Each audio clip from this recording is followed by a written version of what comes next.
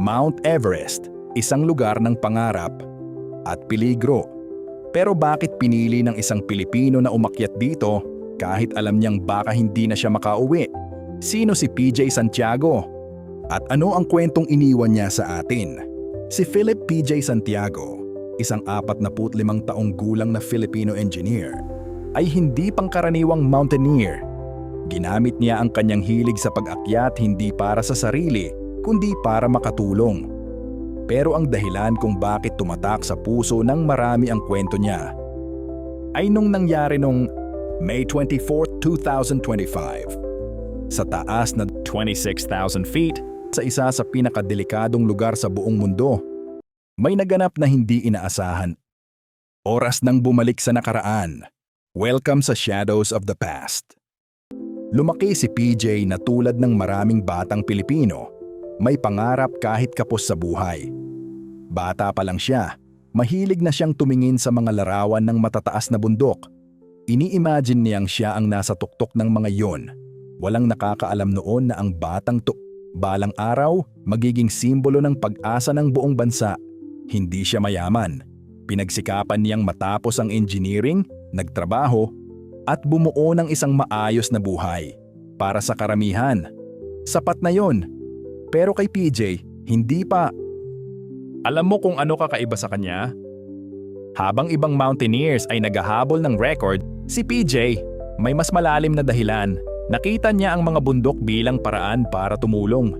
Hindi para sa sarili niya, kundi para sa mga batang may pinagdadaanan na mas mabigat pa kaysa sa kahit anong tuktok. Grabe, di ba? Habang nilalabanan ng mga bata ang cancer o ang kakulangan sa malinis na tubig, si PJ naman ay umaakyat ng bundok para sa kanila. Ginamit niya ang bawat akyat bilang paraan para makalikom ng pera at atensyon para sa mga proyekto ng cancer care at clean water. Ang sabi nga niya, ang pag-akyat sa Everest ay maliit na bagay kumpara sa mga laban na hinaharap ng mga munting bata na ito. Isipin mo yon, isang tao na handang isugal ang buhay niya sa pinakamapanganib na bundok sa mundo. Pero hindi lang salita si PJ, talagang ginagawa niya ang sinasabi niya. Lumalahok siya sa mga charity, nagsasalita sa events at ginagamit ang bawat interview para i-promote ang mga adhikain niya. Pero alam din niya, hindi sapat ang kabutihan ng puso sa bundok. Kailangan ng matinding paghahanda. At dito nagsimula ang matinding training ni PJ. Tumatakbo siya ng full marathon habang may 15 kilong backpack. Parang tumatakbo ka ng 26 na milya habang may batang nakakabit sa likod mo. Nagpunta pa siya sa Nepal ng ilang beses. Paakyat baba sa mga bundok para mahasa sa manipis na hangin. Tinodo talaga niya ang training. Hindi ito simpleng hiking lang. Para na siyang sundalo sa level ng paghahanda. Kaya hindi na nakakapagtaka kung bakit tinawag siya ng mga kapwa mountaineer na seasoned climber. Hindi siya rich tourist na basta na lang umakyat ng Everest. Legit siya. Bayad na niya ang lahat ng hirap. Pero ang tanong, bakit nga ba niya pinili ang Everest? Simula pagkabata, meron na raw siyang matinding desire, yung parang apoy sa loob niya, na gustong patunayan na kahit ordinaryong tao, kayang gumawa ng extraordinary na bagay. Gusto niyang ipakita sa mga batang katulad niya na posible. At alam mo bang willing siyang isugal ang buhay niya para lang sa mensaheng yon? Noong April 2025, lumipad siya papuntang Kathmandu kasama ang pinsan niyang si Carl. Sila ay sumali sa isang international team na tinawag na Philippine Everest Expedition or Team Momentum. Pero teka, alam mo ba kung gaano kadelikado talaga ang Everest? Sa taas na 8,000 metro, papasok ka na sa tinatawag na death zone. Sa lugar na ito, sobrang nipis ng hangin. Unti-unti nang namamatay ang katawan mo. Kailangan mo ng oxygen tank para lang manatiling buhay. Hindi lang yon. Ang lamig, umaabot ng -60 degrees Celsius. Isang maling galaw, pwedeng ma-frostbite ka agad. Ang hangin, parang bagyo na pwedeng itapon ka sa bangin. Pero ang pinaka nakakatakot, ang terrain mismo, lalo na yung Khumbu Icefall, parang maze ng yelo na kahit kailan pwedeng bumagsak. Noong 2015, isang lindol lang ang nag-trigger ng avalanche na pumatay sa 19 na katao sa ilang segundo lang. lahat ng yan ay kinakaharap ng team nila PJ, biglang may nangyaring malala. Naipit sila sa avalanche sa Lhotse Face. Si PJ nawala ng malay at nasugatan sa mukha. Kung ikaw yon, uuwi ka na siguro, di ba? Pero hindi si PJ. Pagkatapos ng 6 na araw ng pahinga, cleared na siya ng doctor. Bumangon siya, balik sa laban. Dahil alam niyang may mga batang umaasa sa kanya. May 14th, 2025. Narating niya ang Camp 4, ang huling pahingahan bago sumabak sa summit. Ilang oras na lang at pwede na siyang gumawa ng kasaysayan. Pinayuhan si PJ ng Sherpa guide niya, tumigil na tayo, delikado na. Pero si PJ, hindi umatras.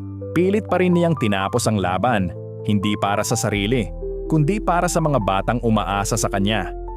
Pero may nangyaring hindi inaasahan. Habang naghahanda para sa final climb, may nangyaring masama. Ayon sa ulat ng expedition, PJ perished after arriving at Camp 4.